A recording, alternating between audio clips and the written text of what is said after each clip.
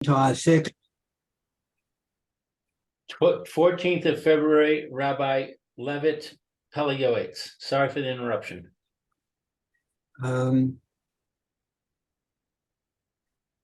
Rather, a sleep should be in order to fortify your body in service of Hashem. So see there in that reference to Joseph Kara, the entire section, which are the words of the living Hashem. How good it is to say in a loud voice before one sleeps, "Behold, I am lying down to sleep in order that my mind should be lucid and settled for the service of Hashem." When he lies down to sleep a little bit on Shabbos, turning over, he should say, "Behold, I am lying down for the sake of the pleasure of Shabbos." Oh. As our sages in Yalkut Raveni and Parshat Zechatan said, sleep on Shabbos is a pleasure. May the pleasantness, etc. A man who desires life should not provoke sleep, which is 1 part in 60 of death, for we seek life in order to acquire through them the life of the world to come.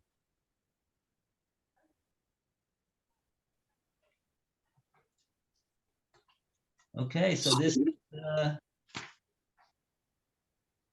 what comes out over here from what the Pele Yoetz is saying is that when a person does go to sleep and he says that he says to say in a loud voice. Wakes up his spouse. Interesting. Why does he have to say it in a loud voice? I don't know why. I guess he's not saying it like that to wake people up. I would imagine that if he's going to wake somebody up, then he shouldn't say it in a loud voice. I guess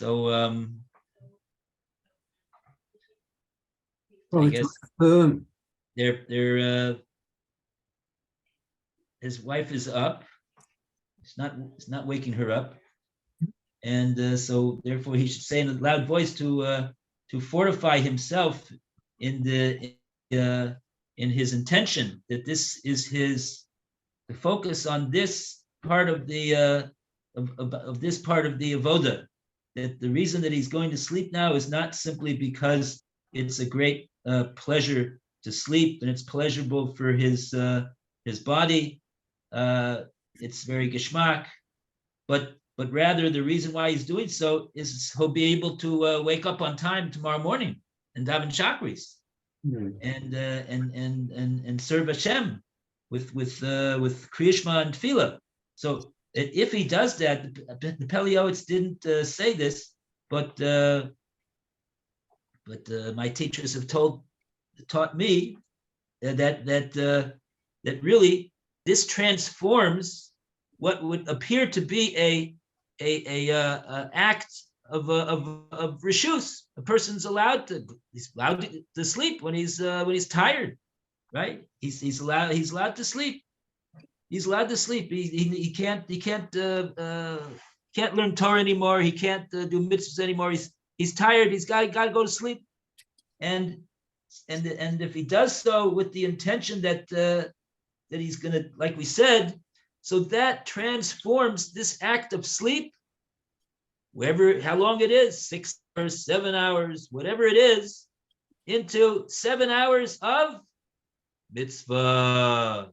He's got a 7-hour long continuous mitzvah.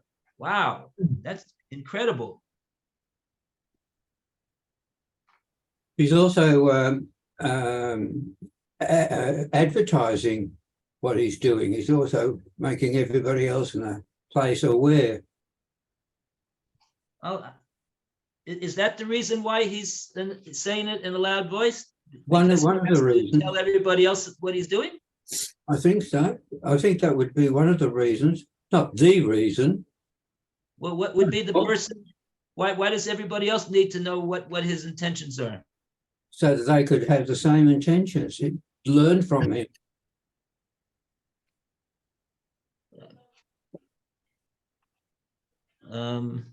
He's educating his family. Uh-huh. Okay, I think the primary one that he's educating is himself, to make sure that this is what he's doing. Yes, for sure, for sure. He's reminding himself that this is the reason why he's going to sleep. And like that, I'm saying that he's transforming a mere mundane act that everyone in the world does into a mitzvah, into the Ratzon Hashem, because the Mesilas Yesharim says that the preparation for a mitzvah is equally important, and shows the regard that he has for the mitzvah. He's doing 6 hours of preparation for the mitzvah of Krishma and Shmon Esrei and Shachris. Isn't that incredible? Wow. So he transforms this mundane act into a mitzvah itself. Okay. Wow. And the other kiddush is that on Shabbos is the one day of the week where everything is pum fakers. He goes to sleep, even during the day, even more than a half an hour, and he also announces, does he say over there in a loud voice? He doesn't say in a loud voice. He just says he should say. But okay, maybe he's relying on what he said before, that he already said it in a loud voice. But in any case, here he is here in order to fulfill the mitzvah that he's doing now. He has a special mitzvah of Oneg Shabbos. Rabbi, you have some echoing. Echoing. Does anybody hear the echoes? Yeah, I can hear it. It's not bothering me though. Okay. Just to be aware of it. Okay, is that better, Alan? Yes. Okay. Very good. Joan is recovering. Baruch Hashem. Hallelujah weiter. And one of my sons stayed with her. Actually stayed with me last night. What's that? 2 granddaughters come over again. Oh, but she's home now, right? No. No. Oh, she's still over there. No, it's not an overnighter. Ah. Hopefully she wants to be home before Shabbos starts.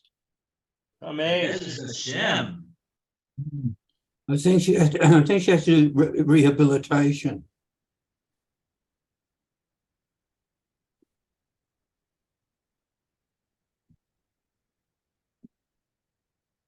Okay, that's the goal, that she's able to be strong enough to come home for Shabbos. There's Hashem.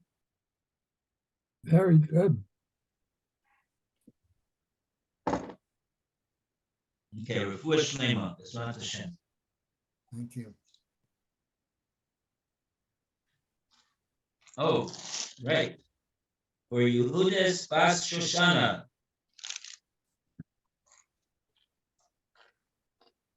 Okay, we mentioned the names. So in other words, on Shabbos, it's the mitzvah. The mitzvah is to say the reason that I'm doing this, the reason I'm going to sleep now is in order to have Oneg Shabbos. I guess if a person just said, "Oh, the reason I'm going to sleep now is because it's so geschmack to just lie down and oh, it's such a geschmack for the goof if he doesn't mention the fact that it's Shabbos, maybe that's not called the mitzvah. But surely he's the mitzvah is to have that pleasure. The pleasure is an intrinsic part of the mitzvah. It's called oneg Shabbos. So without the pleasure, it's not that in this case the pleasure that's given to the goof is the mitzvah. Unlike during the week. But it has to be reinforced that it's for the sake of the mitzvah of oneg Shabbos. So Hashem gives us a mitzvah that we can. It's such an enjoyable mitzvah. Wow. Sheina b'Shabbos Tanug. Okay.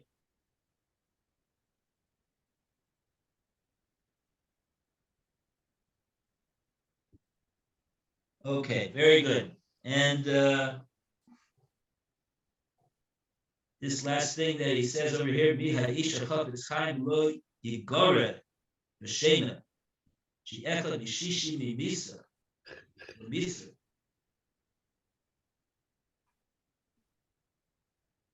I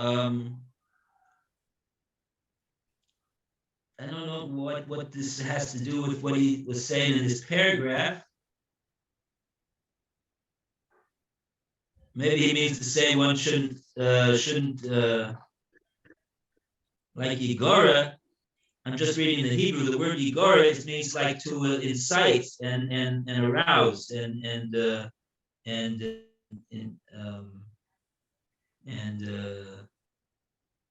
it's used in the word is used in regard to the Yetzer Hara. Yigara Yetzer Hara to incite and arouse the Yetzer Hara. That's not a good thing. Because that will strengthen the Yetzer Hara. Over here, he's saying to strengthen Lo Yigara Bashena. He shouldn't. I guess he means to say to cause himself to be desirous to sleep too much. Maybe he even mean that's maybe why he's talking about this on Shabbos itself. Not sure, because I mean, that's the question. We know that like he quoted over here, the Gemara says that the Shena is Echad B'Shishi Misa. It's 1/60th. It doesn't sound like such a good thing if it's 1/60th of Misa. But I don't know if that's what you say on Shabbos about the mitzvah of sleeping on Shabbos. So I'm not sure why he mentions this over here exactly. After having mentioned that it's a mitzvah to enjoy the sleep that a person has on Shabbos, that's part of the mitzvah, and therefore he should say that he's doing this for the mitzvah, that he's having this enjoyment because that's Hashem's mitzvah of only Shabbos. Hashem wants me to enjoy. That's what I'm intending to do here. But even though I'm intending for the mitzvah, but part and parcel of the mitzvah is to enjoy. Okay. All right. And a round of applause for Shayna. Hooray! Hooray for Shayna. And for page 313. Okay, now we go to Sicha. Oh, very good. And now we call upon Alan to continue the reading for us on page 314, starting off with Sicha, conversation. Conversation. I've already written in the entry pay about the evil of a mouth which is not careful and guarded from prohibited speech. Since the mouth moves quickly and people have trampled upon its related prohibitions to the point where they've become permissible, I'm repeating the section with divine assistance, and I'm copying here in brief the holy words of the pious sage in his book, Rishit HaKachma, Parak 10, from Sha'arei Kedusha, with some slight additions in order that it will be a remembrance between our eyes. Perhaps we will be able to strike the evil inclination so that it will not rule over us, and Hashem should help us. Amen. So may it be his will. Okay, so so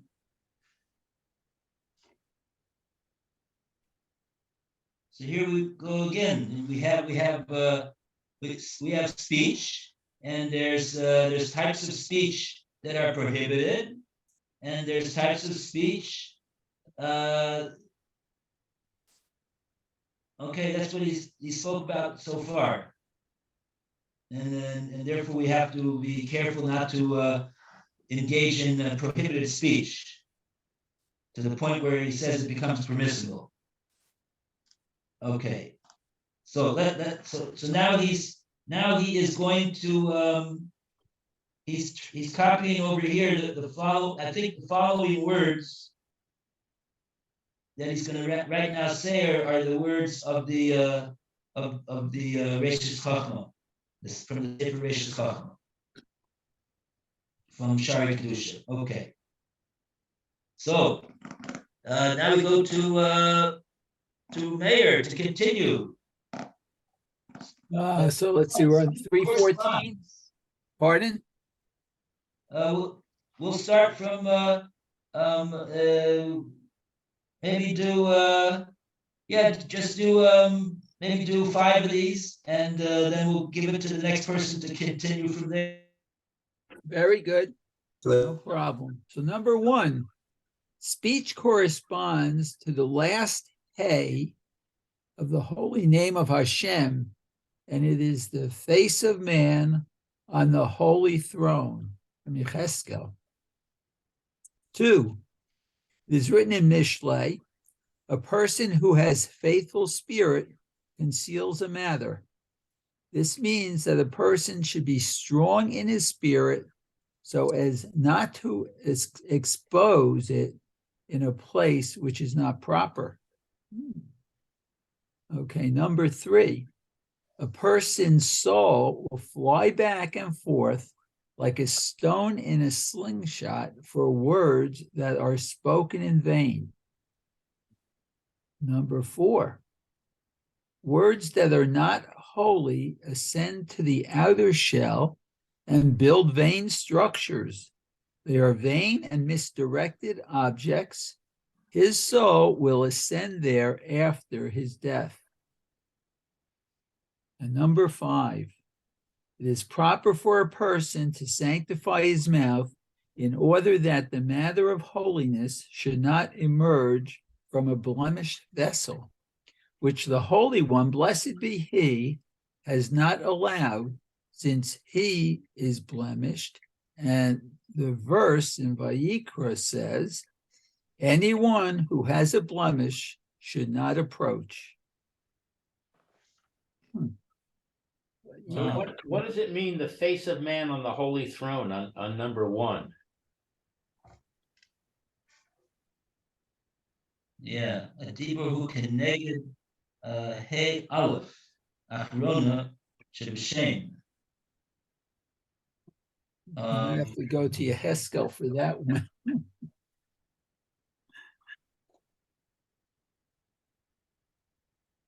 The holy is the Kiseh Kavod, I presume. Okay, I'm starting from the beginning. The first thing he said is dibur corresponds to the letter hey, being the hey achrona sheb'shem. You have Shem Hashem, Yud Hey Vav Hey, and so dibur corresponds to the last Hey of the 4 letters Shem Hashem. Understand. You don't understand. I don't understand how. I mean, I understand what you mean, but I don't understand how. Okay, let's see if we can see the whole thing over here before we maybe we'll get a whole picture. So that's the first thing he said. Dibur corresponds to the hey, the last hey of the four-letter name of Hashem. Then he says, "V'hu pnei Adam shebemerkava." It is the pnei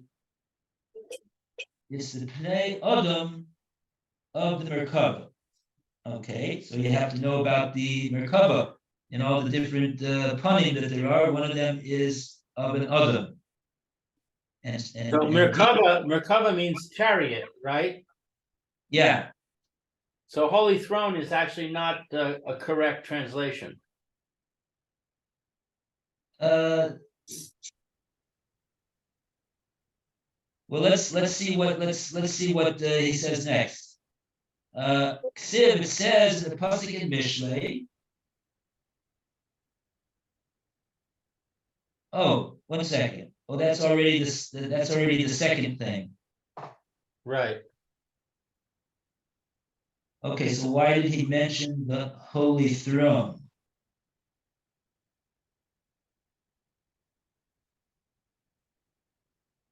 Oh, I see what you're saying. He should have said Merkava. Yeah, the word in Hebrew is Merkava. Right. I see what you mean. Yeah.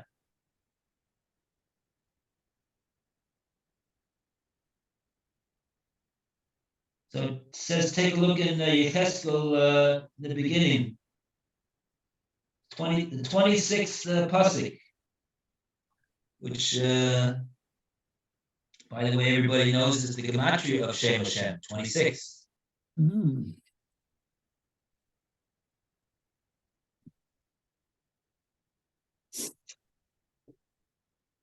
Okay, So yes, skilled 126. You have it, Lou? I'm looking. Okay.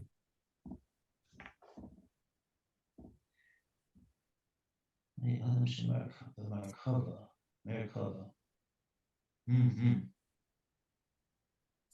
Yeah.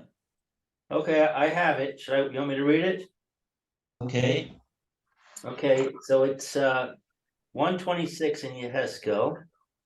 And above the firmament that was over their heads was the likeness of a throne, in appearance like a sapphire stone.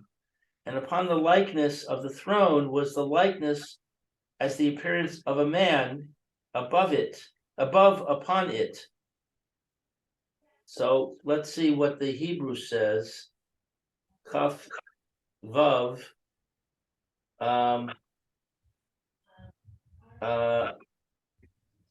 Umi Ma'al the Rakia, above the firmament, Asher al Rosha Kimar A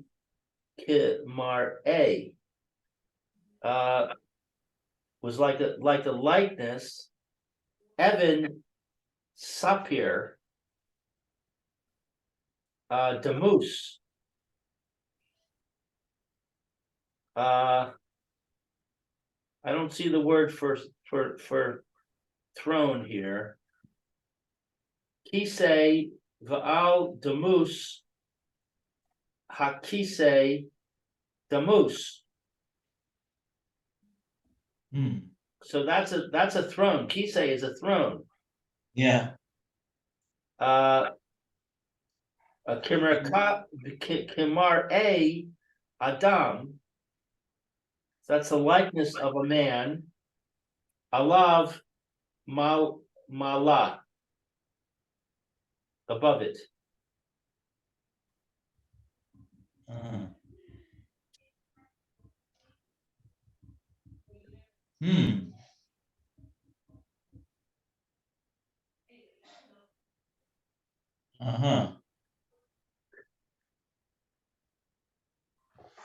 Yeah, it doesn't sound like it's in other words, the in the English they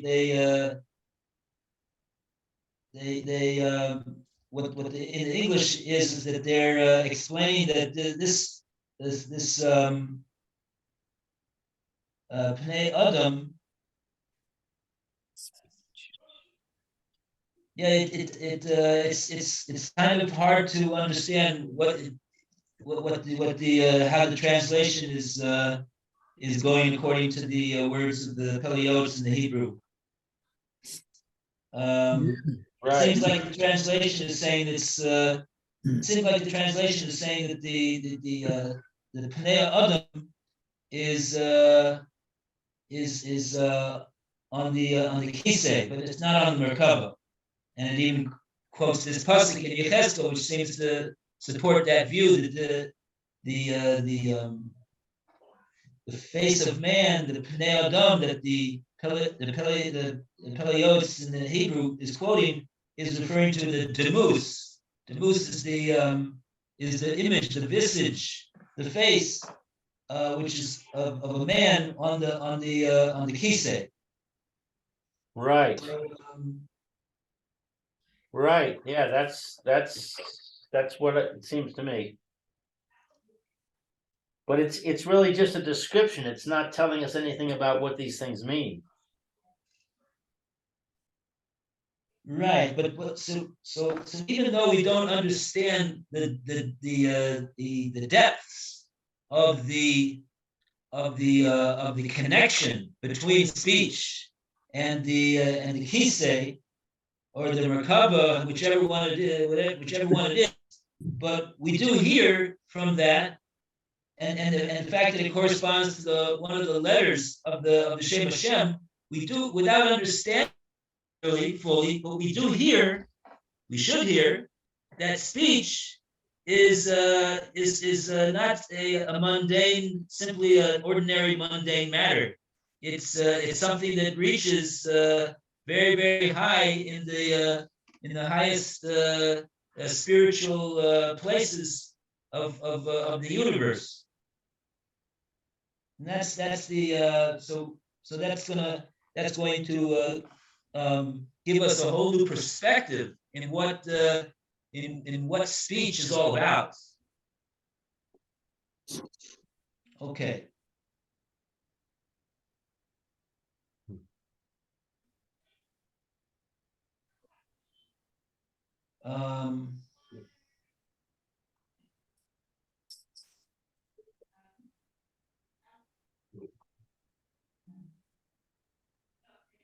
Okay.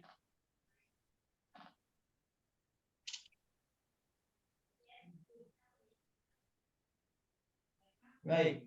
In other words, the in all these cases, all these 5 points over here, is that speech is something which should be holy, should be kodesh, and a person has to a person can use his speech to create kedusha. And that is that's something that if a person keeps that in mind, he will his speech will be transformed. It'll be a higher type of a speech.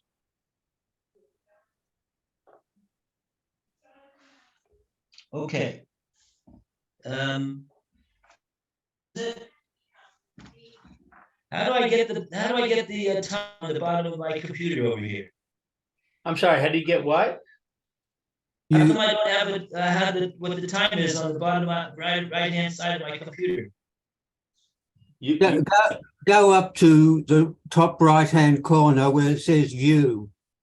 Yeah. Click on that. Yeah. And go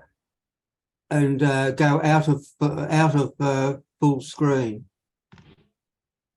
Okay, that's the only way to do it. Okay, I see. So if it's full screen, there's no time. But No, now I see it's 11:18. Okay. Yeah, because it goes over the stuff down the bottom. Okay. All right. Very good. Okay, so let's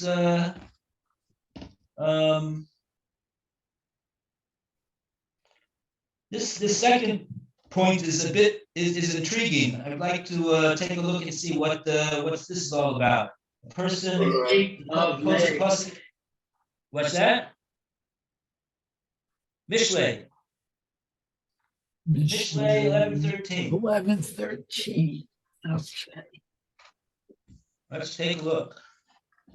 Mishlei. Okay, what's this say?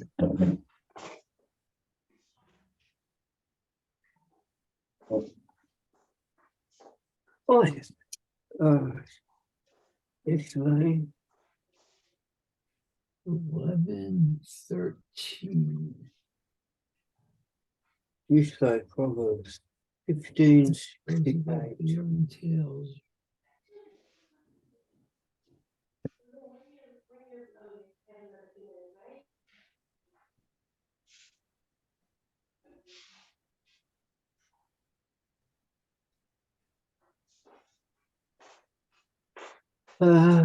What's it?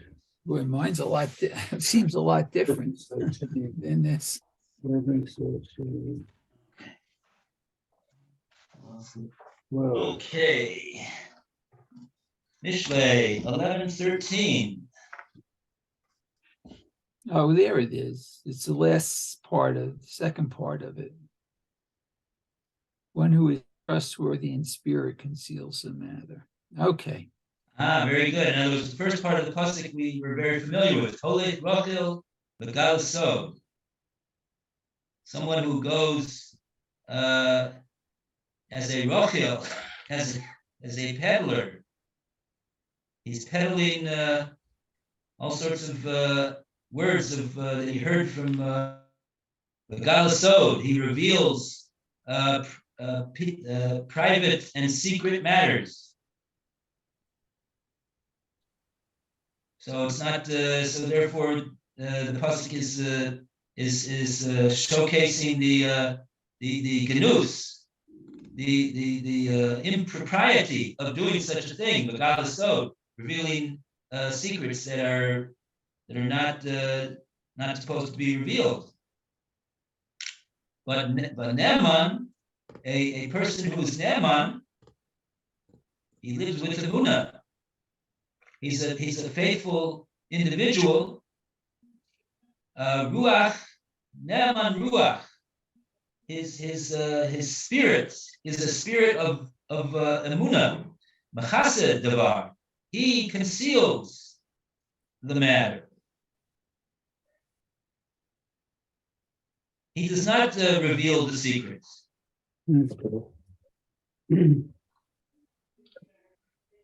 So that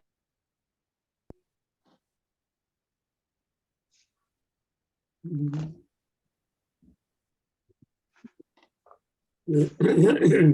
Gom says over here, Neman Ruach Mishi Yeshlo Ruach Kayam B'Chazak. Kayam B'Chazak. He has a Ruach which is Kayam, which is all there, Chazak, and it's strong. He's a man of spirits. Sheyochol Amod Alasmo. Vilu Galot. He can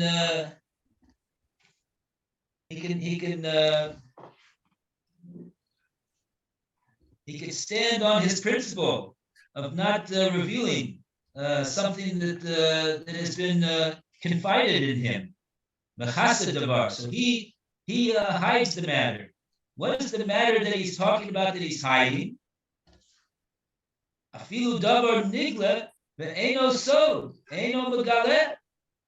Even a matter which has already been, the beans have already been spilled, so to speak. And it's not any longer a sod. Nevertheless, he, eno megale, he doesn't reveal it from his mouth.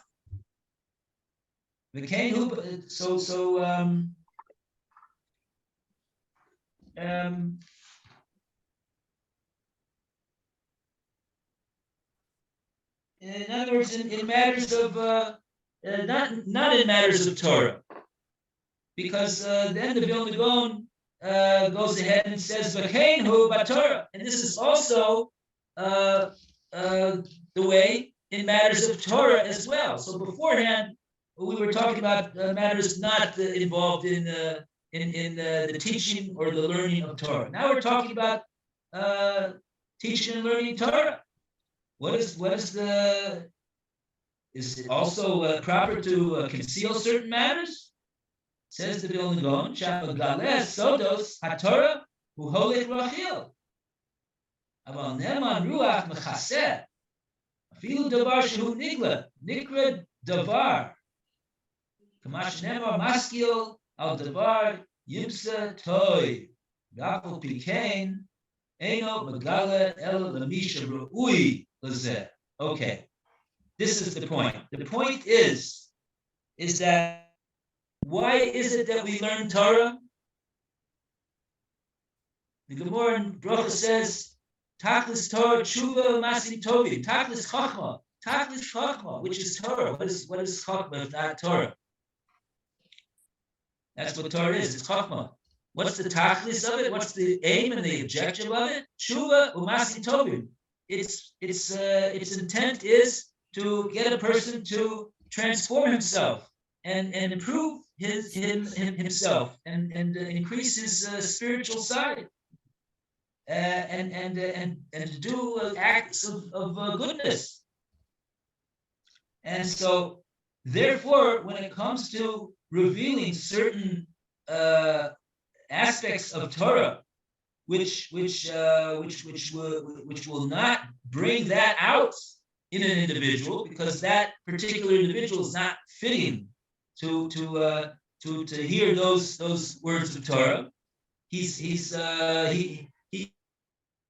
that which he was taught to take advantage of someone or to be arrogant or etc. It won't come out what we want. It won't come out tshuva masim tovim. In such a case, so then it's proper to not reveal such matters to that individual. So this is okay, fine.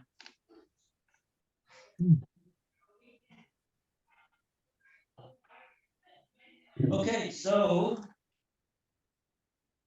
let's go to the next. We'll do maybe we'll do 6, 7. We have time for 6, 7, and 8. We'll see about. Okay, we have 4 minutes. Yeah, that also 6, 7, and 8 maybe. Lou, please. Whoever Has has Lou read already? what? Have you already read? No, it's my turn. Okay. Whoever has a blemish in his mouth or in his speech will be obliged to be reincarnated in order to rectify whatever he corrupted. Wow. My understanding is that when he says reincarnated, that's a bad thing. We learn in a Mishnah, I did not find anything for the body better than silence. Learning is not primary, but action is, and whoever increases their words brings sin. Wow, that's interesting. In other words, speech is should not be very loosely. Right, but learning is not primary. What happened to Talmud Torah Keneged Kulam? But the learning is for the sake of Putting it learning into is- action. Yeah, learning is for the sake of mitzvah performance. It's true. Torah is mitzvah performance, but it shouldn't be only learning of Torah. Just like his Torah should be for the sake of Hashem, so too all of his actions should also, the Torah should be for that person, for that purpose as well. If the learning is simply for the sake of intellectual knowledge, but not to do mitzvahs and not to do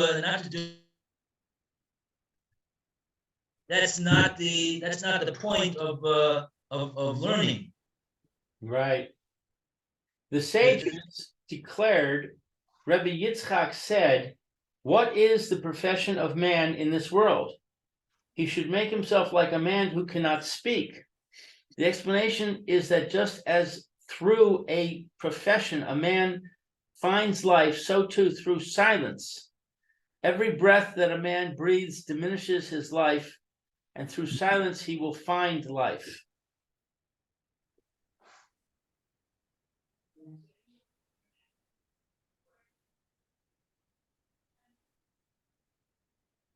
Yeah. Okay. Yeah, we don't have time to look into this more. I'd like to look into this more. This is maybe tomorrow we'll take a look at that more. Yeah, it's interesting that it says that through his profession he finds life. That's a pretty strong thing to say.